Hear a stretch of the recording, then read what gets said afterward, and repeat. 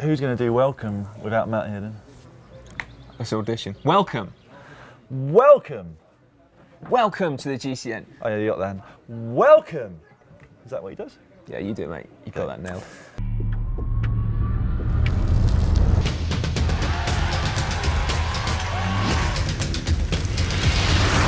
Welcome to the GCN Show. Coming up this week, are the effects of dehydration when cycling overstated? Ceramic bearings? Pah! Meet the new cartridge bearings with 10 times less friction. Yeah, Mark Beaumont breaks the African end-to-end record. And something called the Giro d'Italia? He's been busy, Mark, hasn't he, doing GMBN, downhill World Cups and like end-to-end endurance records as well. It's different Mark Beaumont. Ah. You may well have heard the term hydrate or die. And to a degree it's true. If you are dehydrated enough, you will pop your clogs. However, in terms of sports nutrition, the conventional wisdom is that a 2% drop in body weight will impair your performance significantly, and a 5% drop could actually mean that your work capacity decreases by 30%. Yeah, but new research has shown that might not actually be true. A team at Brock University in Canada changed the way they carried out the testing using IV drips instead of drinking. And by doing that, they removed the subject's perception of thirst. And the results are pretty startling. Cyclists who had a 3% drop in body weight through sweating showed no loss in performance. Now, we're not suggesting at all that you neglect your hydration when you're on your bike, because that could still be very dangerous indeed. But the new rule appears to be drink when you're thirsty, not drink a certain amount every hour. But we'd also like to know what your experiences of dehydration are. So if you've had a good or a bad experience, then let us know in the comment section down below. Caption competition now, and last week we gave you this photo of Bradley Wiggins on the start line of the Hull 10-mile time trial. And the winner was Jack Newton with this. Ha! Look at the new guy. Probably thinks that all that gear is going to make him go sub 20 minutes. That is an excellent caption. Get in touch, Jack, and we will send you some GCN swag. Now here's this week's photo coming in courtesy of Daryl Parks. As ever, we shall get you started. Is that Assos chamois cream you're wearing? Nice. I just think it's unfair on the viewers that we always, start them off with something that's just so hard to beat. Well, that is true, but if you think you can beat Dan, and I suggest you can, then put your caption suggestion in the comment section down below. Oh, it's me, isn't it? Yeah. The big story of the second week of the Giro d'Italia has basically been the rise of Contador and the fall of Richie Porte.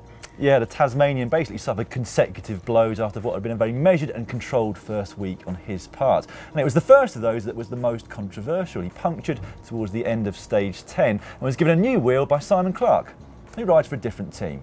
Now, I have to admit, I didn't even know about this rule of outside assistance, which I probably should have done, and it seemed most of the peloton didn't either. But they do now, and we're unlikely to see such sportsmanship happen in the near future. And his bad luck didn't stop there. He crashed on stage 13, losing another 2 minutes, and then possibly due to that, bombed in the time trial the next day, finishing it off with losing 30 minutes on Sunday's mountain stage.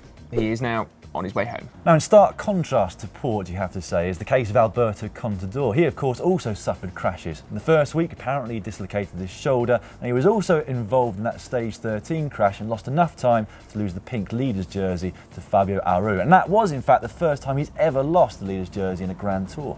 Yeah, but despite all this adversity, he put in an amazing time trial performance to take back the pink jersey, and now leads Fabio Aru by 2.5 minutes going into the final week, which looks virtually unassailable, pending any more bad luck. Now, I braved the rain at the recent time trial stage of the Giro d'Italia to have a little snoop around the pits and check out some of the kit choices of the riders. We've got a full video about it, if that kind of thing is your bag. But the most interesting thing for me from that was that Cannondale Garmin have sanded Ryder Hesjedal's frame right back to raw carbon. The reason? Because it saved them 300 grams over the painted version. Yeah, and it is worth noting that almost no time trial bikes come close to the UCI's minimum weight limit of 6.8 kilograms. So that 300 grams really is worth saving, particularly on a hilly time trial course like they had here at the Giro. It raises the question, Dan, just how much weight is a cool paint job worth? I haven't thought about it. I know how much an umbrella's worth. You see the state of your hair by the end of that video. Like that? Just get something that keeps the rain off. An umbrella.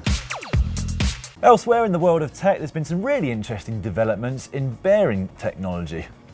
No, there really has. A Japanese engineering firm called Q-Space has basically tweaked the current ball bearing race design, which has basically been the same for decades, if not hundreds of years, and come up with a new cartridge bearing which has 1/10 of the friction.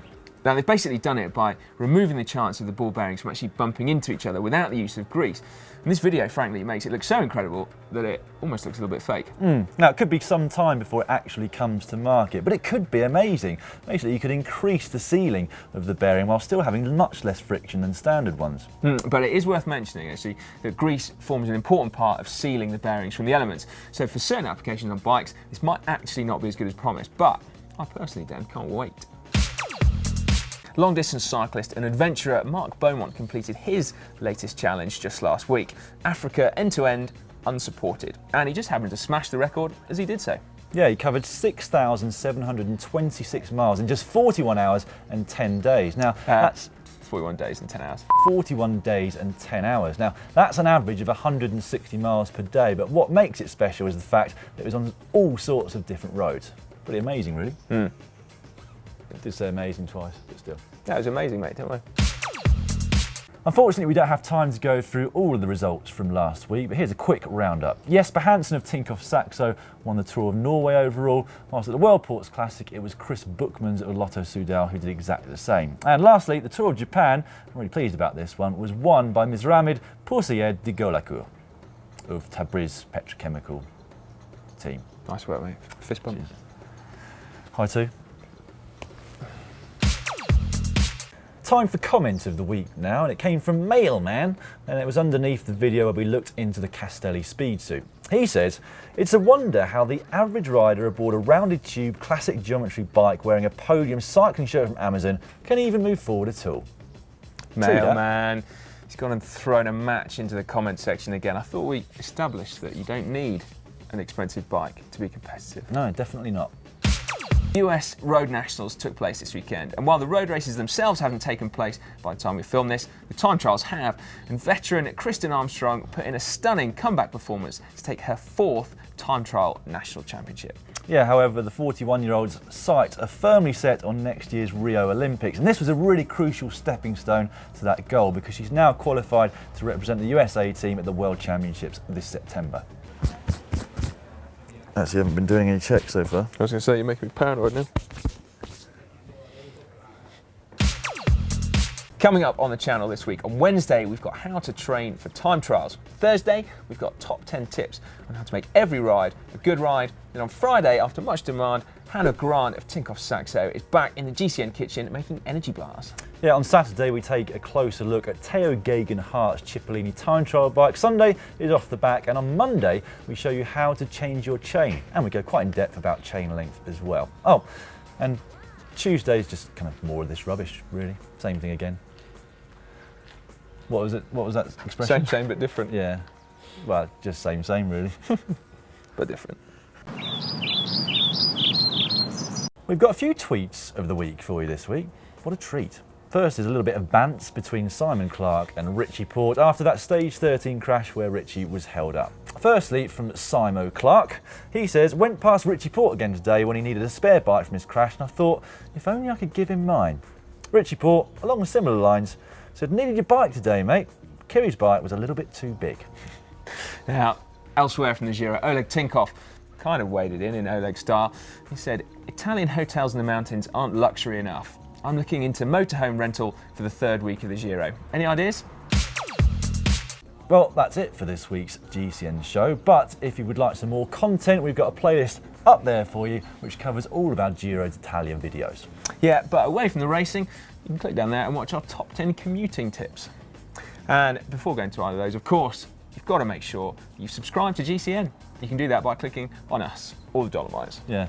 Oh, and also before you go away from here, you must have. Should we carry on with this? Yeah. All right. You must make sure that you click on like the thumbs up sign. It's just down below this video, and if you click on that, we very much appreciate it. Thank you. Alone this time. Unlike you to be so controversial, Oleg. Okay. Makes a cyclist feel bad about his weight, doesn't it? I've just f***ing bent the chair. Okay. Yeah. Just, I think. Sorry, my chair's just given out again.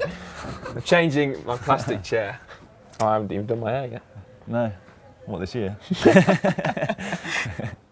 You got our legs in? Okay. I can remain camp then, that's good.